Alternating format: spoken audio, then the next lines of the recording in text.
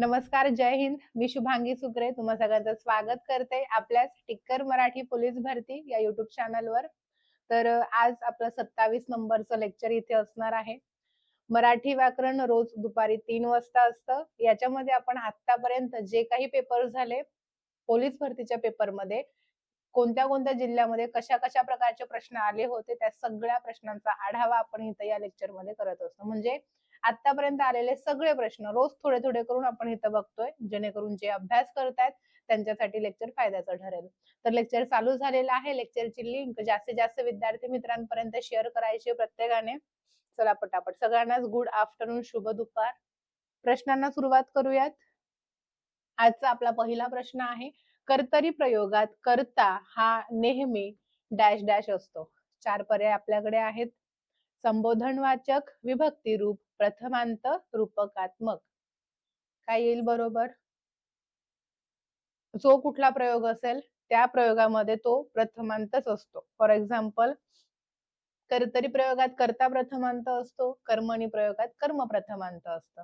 प्रथमांत म्हणजेच प्रत्ययरहित प्रथम विभक्तीमध्ये.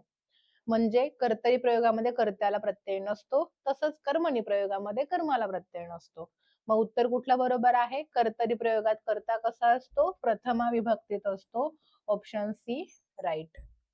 जाऊया पुढच्या प्रश्नाकडे. पुढचा प्रश्न आहे, याच वर्षी पेपरला विचारलेला प्रश्न आहे. आ हे प्रत्यय लागून बनलेले धातू साधित खालील 4 पर्यायांमधून आपल्याला ओळखायचे.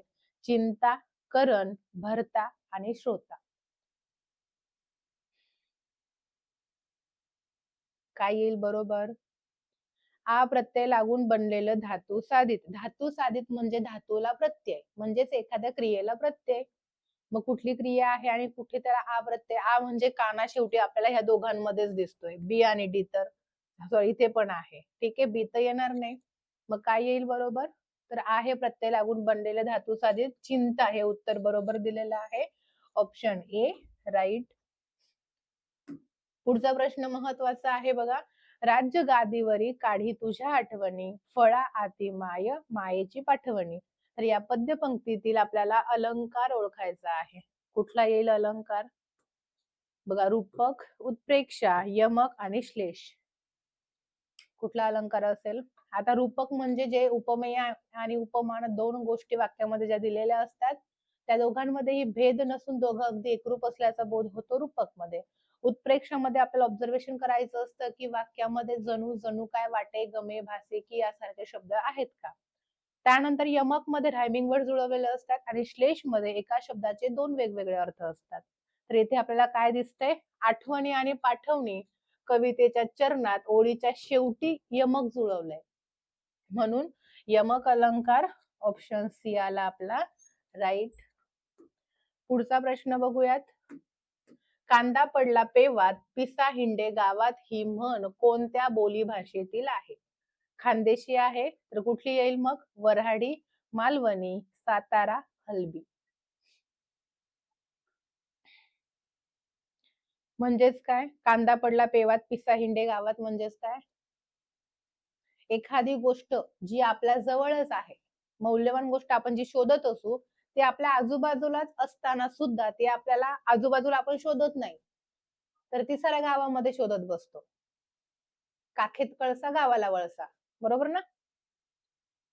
मग ही जी बोलीभाषा आहे कुठली आहे ही? तर वऱ्हाडी आहे. Option A right. पुढचा प्रश्न बघा, समानार्थी शब्दावर आहे. निढळ या शब्दाचा समानार्थी शब्द आपल्याला ओळखायचा आहे. निढळ शब्द कुठला शब्द समानार्थी असेल?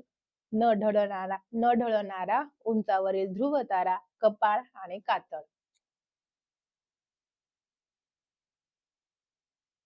निढळ, ललाट किंवा आपण त्याला काय म्हणतो? भाळ असं म्हणतो.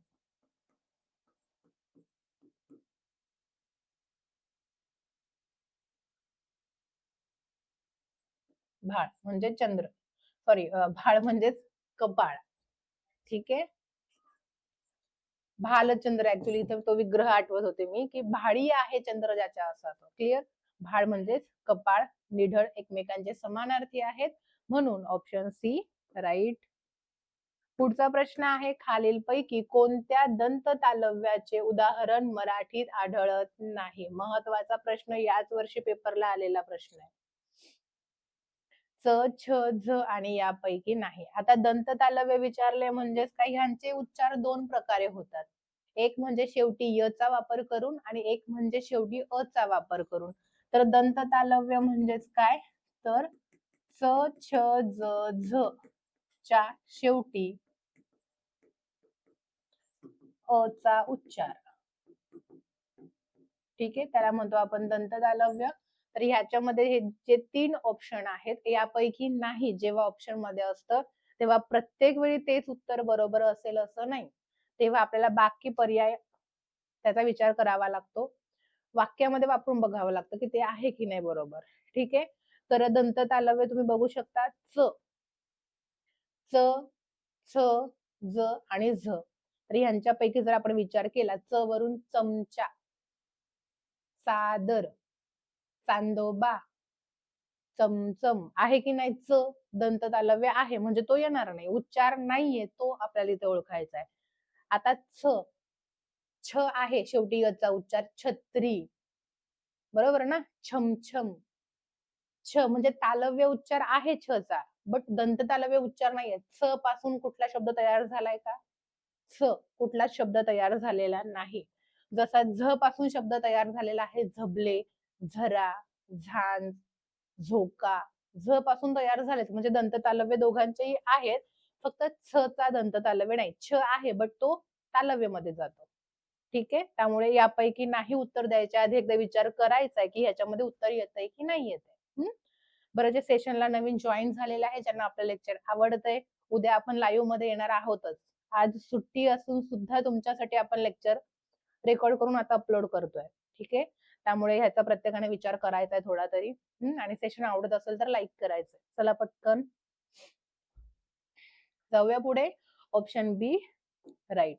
पुढचा प्रश्न बघण्याच्या आधी, पोलीस भरतीची तुम्ही तयारी करतायत, तुमच्यासाठी टिक्कर मराठीने 21 नंबरची बॅच लॉन्च केलेली आहे. ठीक आहे, त्या बॅचचं नाव आहे कर्तव्य बॅच. या बॅच मध्ये तुम्हाला जर विचार केला तर सगळे विषय सर्वप्रथम अवेलेबल असणार आहेत. ठीक आहे, सगळे रोज 4 तासाचे लाईव्ह लेक्चर होणार आहेत. मराठी, व्याकरण, अंकगणित, बुद्धिमत्ता, सामान्य ज्ञान, सामान्य विज्ञान या 4 तासाचे रोज 1-1 तास असं करू. रोज प्रत्येक विषयाचे 1-1 तास असे 4 तास रोज लेक्चर होणार. हे सगळे एकदा लाईव्ह झालेले लेक्चर तुम्ही तुमच्या मोबाईल मध्ये 1 वर्षभर कितीही वेळा बघू शकता. आणि ही बॅच आपली 3 ते 4 महिने चालणार आहे. म्हणजे 4 महिन्यामध्ये सगळ्या विषयांचा सिलेबस शिकवून कंप्लीट होईल. मग त्यानंतर तुम्हाला फक्त वेळ येईल ती म्हणजे रिव्हिजनची. आणि याच बॅच मध्ये तुम्हाला सगळ्या विषयांची पुस्तकं ई बुक स्वरूपात भेटणार आहेत. 5 सब्जेक्टिव्ह, 5 ऑब्जेक्टिव्ह अशी 10 पुस्तकं तुम्हाला इथे भेटणार. प्लस तुम्हाला करंट अफेअर्स सुद्धा मासिक, त्रैमासिक, सामासिक तुम्हाला फ्री भेटणार आहे. ठीक आहे, 100+ सराव प्रश्नपत्रिका संच आणि डाऊट क्लिअरिंग सेशन सुद्धा इथेच तुम्हाला भेटणार आहे. सध्या ऑफर चालू आहे की ही कर्तव्य बॅच तुम्हाला 999 रुपीज मध्ये भेटणार आहे. 999 मध्ये 30 जून पर्यंत ऑफर आहे. 30 जून पर्यंत तुम्ही जर ही बॅच घेतली तर तुम्हाला भेटणार 999 मध्ये. ठीक आहे, विचार करा. सगळे विषय जर क्लिअर करायचे तर तुम्हाला मार्गदर्शन हे पाहिजेच पाहिजे. ओके, चला. आणि प्रॅक्टिस बॅच सुद्धा अवेलेबल आहे. या बॅच मध्ये टॉपिक वाईज क्वेश्चन आन्सर सगळे तुम्हाला भेटत आहेत सगळ्या विषयांचे. आणि पीवायक्यू बॅच आहे. गेल्या वर्षी झालेले सगळे पेपर 80+ पेपर आहेत. मग याच्यामध्ये शिपाई, चालक, SRPF, कारागृह, लोहमार्ग या सगळ्या पेपरांचा समावेश होऊन तुम्हाला विश्लेषणात्मक रूपात सगळे विषय भेटणार आहेत. ते पण अवेलेबल आहे. ज्यांना पाहिजे ऑफिस नंबरवर कॉल करा. पुढचा प्रश्न बघा, खालीलपैकी बरोबर वाक्य आपल्याला निवडायचं आहे. बघा, पहिला आहे, मराठी वर्णमालेत 4 अनुनासिके आहेत. ठीक आहे, पहिलं वाक्य की 4 अनुनासिकेत, दुसरं वाक्यात 5 अर्धस्वर आहेत, तिसरं आहे मराठी वर्णमालेत 4 उष्मे आहेत आणि मराठी वर्णमालेत 14 महाप्राण व्यंजने आहेत. आता बरोबर निवडायचे म्हणजे 3 चुकीचे आहेत. अनुनासिके किती आहेत आपल्याकडे? 5 अनुनासिके आहेत. न न न न म, बरोबर ना? अर्धस्वर 5 आहेत का? अर्धस्वर 4 आहेत. य र ल व. उष्मे 3 आहेत. श श स. मग बरोबर उत्तर आलं आपलं की मराठी वर्णमालेमध्ये 14 महाप्राण व्यंजने आहेत. कोणते कोणते 14? एक तर मेन आहे तो म्हणजे ह, आणि 13 आहेत. कुठले 13 राहिले मग? तर सगळ्यात पहिले तर 5 आहेत आपले स्पर्श व्यंजनांमधली दुसरी ख ची लाईन, आणि दुसरे 5 आहेत घ ची लाईन. हे झाले 10. तो एक 11 ह वाला, आणि 3 आहेत आपली उष्मे, ही सुद्धा महाप्राण आहेत. त्यामुळे 14 महाप्राण व्यंजने आहेत. हे वाक्य आपलं बरोबर आहे, म्हणून ऑप्शन डी राईट. चला पुढे. पुढचा प्रश्न आहे, अष्टभुजा हा शब्द खालीलपैकी कोणती विभक्ती आहे? आता विभक्ती आपल्याला इथं विचारले. नॉर्मली आपल्याला समास विचारला तर बहुव्रीही समास हे प्रत्येकाला माहिती आहे. आता प्रश्न वेगळ्या पद्धतीने विचारलाय बघा. ह्याचा विग्रह जर केला तर काय होतो विग्रह?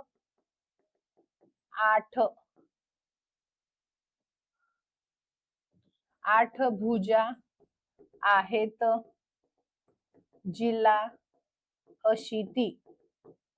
ठीक आहे, 2 पदांवरून तिसरा एकाच पदाचा बोध होतो. विग्रह करताना आतापर्यंत आपण बघत होतो की 8 आहेत भुजा, दोघही प्रथमा विभक्ती, म्हणून प्रथमा विभक्ती असं होतं आधी. बट आता पुस्तकामध्ये ज्या पद्धतीने एडिशन होतं, नवीन नवीन प्रत्येक वर्षी वेगवेगळ्या, त्याच पुस्तकामध्ये थोडंफार चेंज करून जेव्हा नवीन पुस्तक येतं, तर यावर्षी जे पुस्तक आहेत त्या वर्षी इथे जो प्रत्यय लागलाय ना, ज्याला म्हटलोय, ज्यात म्हटलोय, जिच्या म्हटलंय, काय म्हटलंय नक्की, त्याच्यावर डिपेंड आहे की कुठली विभक्ती आहे. त्यामुळे इथं ला प्रत्यय घेतलाय, सलाते सलानातेचा, म्हणून आपल्याला प्रथमा न म्हणतात असंही पर्याय नाहीच आहे. चतुर्थी विभक्तीचा हा पर्याय आपला असणार आहे. ठीक आहे, चलो ऑप्शन ए आला राईट. पुढचा प्रश्न आहे आपला, मंडईत आज खूप आंबा आला, हे वाक्य आहे. तर या वाक्यातील आंबा या शब्दाचं वचन आपल्याला इथे ओळखायचंय.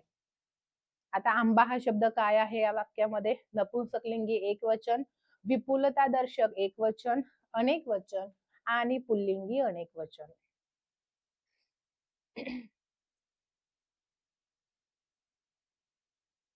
काय येईल बरोबर?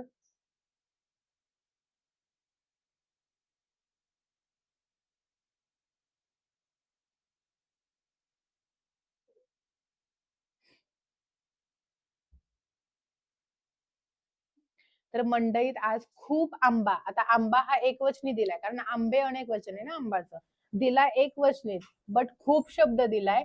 खूप म्हणजे जास्त प्रमाणात बोध होतो, म्हणजे विपुलता दाखवलेली आहे आंब्यांची, म्हणून आंबा हा शब्द इथे काय झालेला आहे? विपुलता दर्शक एक वचन ठरलाय. त्यामुळे ऑप्शन बी राईट. चला पुढे. काळावरचा प्रश्न आहे, ईल आख्यातावरून कोणता काळ ओळखला जातो? घाई करायची नाही, फक्त ई नाही बघायचे, तर ल पण आहे याच्यामध्ये. हा कसा लिहितो? नॉर्मली आपण इल आख्यात लिहितो. ठीक आहे, इल आख्यात लिहितो. अ मध्ये आ मिक्स होऊन डायरेक्ट आ झालाय, म्हणून इल आख्यात लिहिलं इथं. फक्त ई न म्हणता इल आहे इकडे, इथं लक्ष द्यायचंय. फक्त ई जर म्हटलं असतं तर रीती भूतकाळ आला असता. इल म्हणजे भविष्यकाळी प्रत्यय असतो ना, तातो तिथे वर्तमानकाळी असतो, लालो लिहिले भूतकाळी, तसाच इल हा असतो भविष्यकाळी. त्यामुळे ऑप्शन कुठला राईट आहे? Option C right. क्लिअर? इल प्रत्यय भविष्यकाळातील क्रियापदाला असतो म्हणून. पुढचा प्रश्न आहे, खग या शब्दाचा समास आपल्याला ओळखायचा आहे. अव्ययभाव समास, तत्पुरुष समास, द्वंद्व समास, बहुव्रीही समास. काय येईल बरोबर?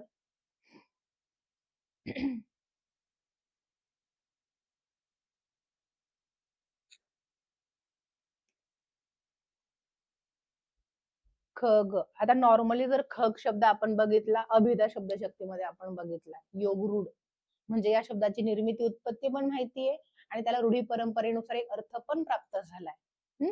त्याचा विग्रह काय आहे? ख म्हणजे आकाश, आणि ग चा अर्थ होतो फिरणारा किंवा गमन करणारा, आपण म्हणतो आकाशात गमन करणारा.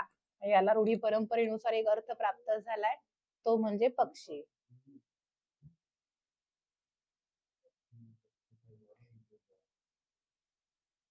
काय येईल बरोबर मग? खग हा शब्द, त्याचा विग्रह काय होतो? आकाशात गमन करणारा.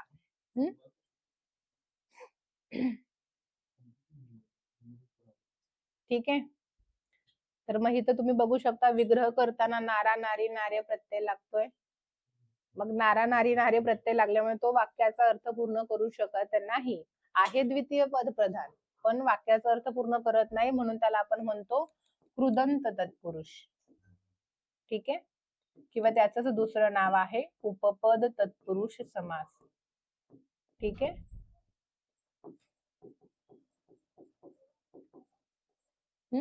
ऑप्शन कुठला राईट येईल मग? ऑप्शन बी राईट. क्लिअर? बरं, जे आता नवीन जॉईन झालेत मला जरा बघू देत. एवढं छान प्रकारे कोण शिकवतं तुम्हाला? शुभांगी मॅडम शिकवतात ना? हा, आज रेकॉर्डिंग आहे म्हणून काय झालं, मी तुमचं या टायमिंगला लेक्चर बघत असणार आहे. माझे कमेंट दिसत असेल बघा, तुम्हाला देत आहे, दिसतायत का? हा, तर मग सेशन लाईक करायचंय. लाईव्ह असल्यावर लाईक करताच ना, मग सेमच शिकवतो ना लाईव्ह मध्ये आणि रेकॉर्डिंग मध्ये पण. चला बरं, पटकन कोणी कोणी लाईक नाही केले बघून घ्या एकदा. पुढचा प्रश्न बघण्याच्या आधी टिक्कर मराठीची नवीन बॅच येते, बेसिक कन्सेप्टची सगळ्या विषयांची लाईव्ह स्वरूपात शिकवली जाणारी बॅच, जिचं नाव आहे कर्तव्य बॅच. या बॅच मध्ये तुम्हाला भेटणार आहे सगळे विषय, मराठी, व्याकरण, अंकगणित, बुद्धिमत्ता, सामान्य ज्ञान, सामान्य विज्ञान. रोज सगळे विषयांचे लेक्चर होणार, रोज. ऑफलाईन सारखं नाही की बाबा आज मराठीचं झालं उद्या गणित घेणार, मग 5 दिवसानंतर पहिल्या विषयाचा नंबर येणार. रोज इथं लाईव्ह होणार, 1-1 तासाचे 4 तास असे रोज लेक्चर होणार. रोज लाईव्ह झालेले लेक्चर एकदा लाईव्ह होणार, त्यानंतर त्याचं रेकॉर्डिंग फॉर्म मध्ये तो तयार होऊन 1 वर्षभर तुम्ही तुमच्या मोबाईल मध्ये तो बघू शकता. ठीक आहे, 4 महिन्याची आपली ही लाईव्ह बॅच असणार आहे. सगळ्या विषयांची पुस्तकं तुम्हाला ईबुक स्वरूपात याच बॅच मध्ये भेटणार आहेत. चालू घडामोडी त्याचं मासिक, त्रैमासिक, सामासिक तुम्हाला इथं फ्री भेटणार आहेत. आजकाल जर बघितलं तर पोलीस भरतीमध्ये जास्तीत जास्त प्रश्न जीके जीएस मध्ये कशावर विचारले जातात, विचारतात तर 25 मार्काला असतो ना पोलीस भरतीला जीके जीएस मिळून. करंट अफेअर्स वर जास्त प्रश्न असतात. तर त्याचं मासिक, त्रैमासिक, सामासिक तुम्हाला इथं फ्री दिले जाणार आहेत. रेकॉर्डिंग आहे त्यामुळे तुम्ही कितीही बोला, मी स्पष्टीकरण देणार. हा, चला. त्यानंतर आहे 100 सराव प्रश्नपत्रिका संच. 100 पेपर तुम्हाला त्या रिव्हिजनसाठी फ्री दिले जाणार आहेत. आठवड्यातून एकदा सगळ्या विषयांचं doubt clearing session, audio, video, visual. Normally तुम्ही कमेंट करता, आम्ही वाचतो आणि बोलतो, बट या डाऊट सेशन मध्ये तुम्हाला आम्ही बघणार गुगल मीटच्या माध्यमातून. इथं आठवड्यातून एकदा आपण भेटणार, तुम्ही डायरेक्ट समोरासमोर तोंडाने बोलणार. हा, तर महत्वाचं आहे, इथं सगळे डाऊट आपले क्लिअर होऊन जातात. हे आहे आपल्या कर्तव्य बॅच मध्ये. त्याचबरोबर आपली प्रॅक्टिस बॅच सुद्धा चालू आहे. टॉपिक वाईज क्वेश्चन आन्सरची सगळ्या विषयांची बॅच चालू आहे. जी काय प्राइस आहे ऑफिस नंबरला विचारून घ्या, आता सध्या काय रेट चालू आहे. PYQ गेल्या वर्षी झालेले सगळे पेपर विश्लेषणात्मक स्वरूपात व्हिडिओ तुम्हाला या बॅच मध्ये भेटणार आहे. ज्यांना ज्यांना पाहिजे ऑफिस नंबरवर कॉल करा. पुढचा प्रश्न आहे, खालीलपैकी तद्भव शब्द आपल्याला ओळखायचा आहे. तद्भव शब्द: शिपाई, नदी, घाम, वृक्ष.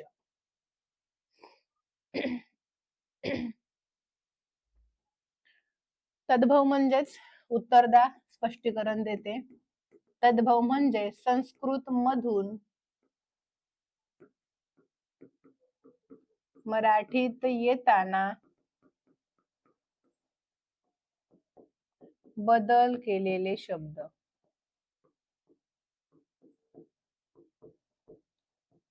ठीक आहे.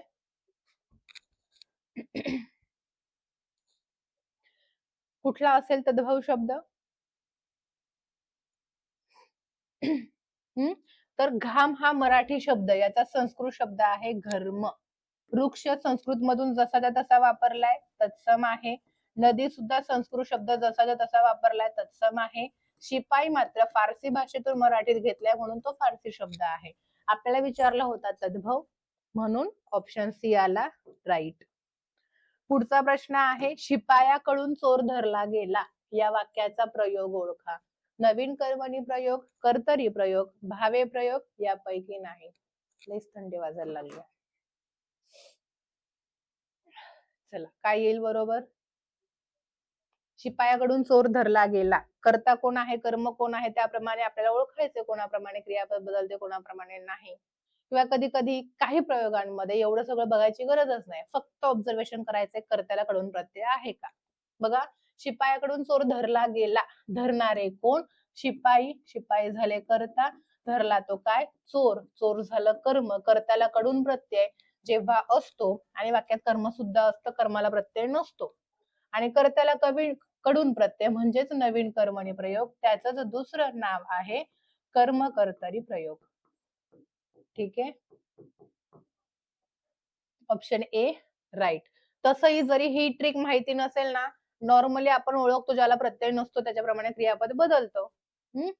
चोर धरला गेला, अनेक वचन करा, चोर धरले गेले, क्रियापद कर्माप्रमाणेच बदलते, म्हणून कर्मणी तसाही कर्मणी असाही कर्मणी, पण ट्रिक पाठ करून ठेवा.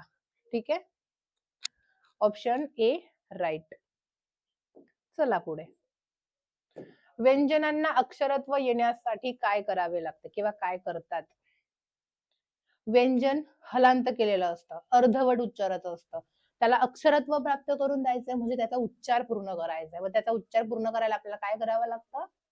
त्याच्या शेवटी कुठलाही स्वर मिक्स करावा लागतो. दोन व्यंजनांचं एकत्रीकरण करतो का? अजिबात नाही, ते संयुक्त व्यंजन होतं. मग व्यंजन आणि स्वर यांचं एकत्रीकरण अगदी बरोबर, शेवटी स्वर पाहिजे हे फिक्स आहे. दोन स्वरांचं एकत्रीकरण तो तर मग दीर्घ स्वर तयार होईल किंवा संयुक्त स्वर तयार होईल. व्यंजनामधून स्वर काढून टाकणे, मुळात व्यंजनात स्वर नसतो, तो शेवटी घ्यावा लागतो त्याचा उच्चार पूर्ण होण्यास. मग उत्तर कुठलं बरोबर? व्यंजनांना अक्षरत्व प्राप्त होण्यासाठी त्याच्या शेवटी स्वर मिक्स करावा लागतो. ऑप्शन बी राईट. चला पुढे. पुढचा प्रश्न आहे, खालीलपैकी कोणती जोडी चुकीची आहे? चुकीची जोडी विचारली आहे. शब्द सिद्धीवरचा हा आपला प्रश्न आहे.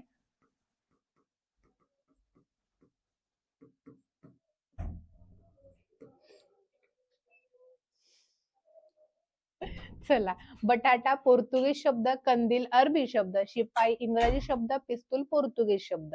तर कुठला शब्द चुकीचा, म्हणजे भाषा कुठली चुकीची दिली आहे? बटाटा खाण्याचे पदार्थ जास्त करून पोर्तुगीज मध्येच असतात, बरोबर आहे. कंदील अरबी शब्द आहे आणि पिस्तूल पोर्तुगीज आहे.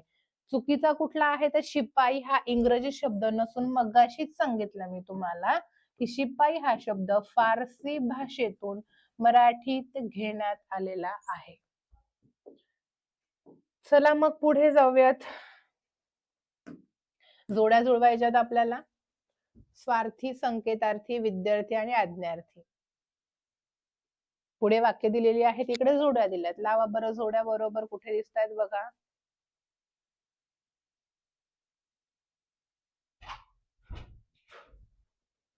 स्वार्थी क्रियापद म्हणजे क्रियापदावरून फक्त काळाचा बोध होतो. संकेतार्थी म्हणजे जर तरचा संबंध असतो. त्यानंतर आहे विद्यार्थी म्हणजे वाविवे प्रत्यय असतो आणि आज्ञार्थी म्हणजे आज्ञा दिल्याचा बोध होतो. काय येईल? मी हे काम करू, अनुमोदन रूपी प्रश्न आहे, आज्ञार्थी. वाविवे प्रत्यय, आता पाऊस थांबावा. जर तरचा प्रश्न आहे, संकेतार्थी. तो घरी गेला, साधं नॉर्मली भूतकाळी वाक्य कळतंय. काय आलं उत्तर? 1 3 2 1. सॉरी, हा इथे आहे ना 4 4 3 2 1. 4 3 2 1. ऑप्शन कुठला राईट आला? ऑप्शन सी आला आपला राईट.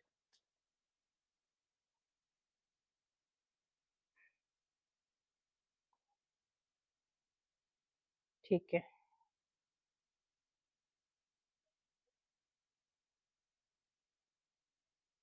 चला पुढच्या प्रश्नाकडे जाऊया. तोपर्यंत सेशन ज्यांना आवडते त्यांनी एकदा लाईक करून घ्या. चला बरं पटापट.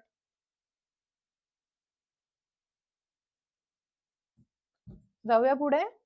यस, नेक्स्ट क्वेश्चन आपला बघू शकता तुम्ही, सोपच घेऊयात. वाक्यात येणारे स्थलवाच्य क्रियाविशेषण डॅश डॅशचे कार्य करते, हा प्रश्न आहे आपला वाक्य पृथक्करण या टॉपिक मधला.